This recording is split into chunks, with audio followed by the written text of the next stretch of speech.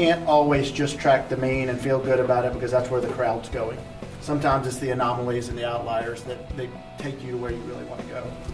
So one of the things that big data enables us to do is to have a more consistent view of who our customer is, what their buying patterns are, not to mention a lot of the other personal information about age, family, children, grandchildren, and so on and so forth, because it allows us to be able to do more direct marketing to that person.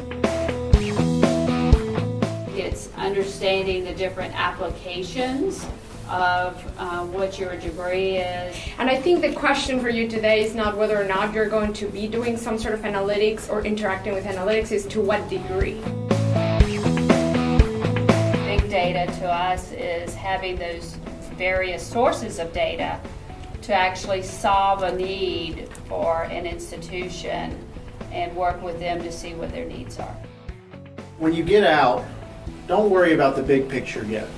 Be really, really, really good at your job. And then volunteer for everything that comes down the pipe. You never know what's going to be that catapulting opportunity.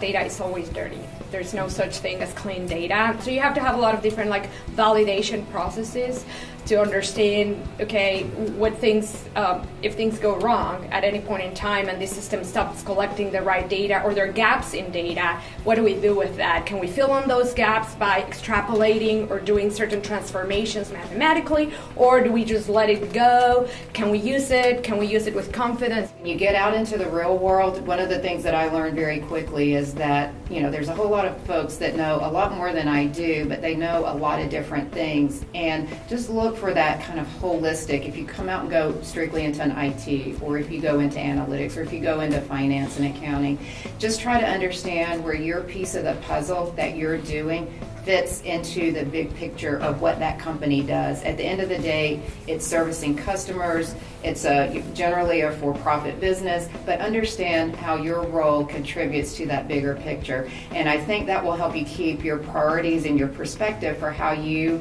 set your priorities at work and on your job every day.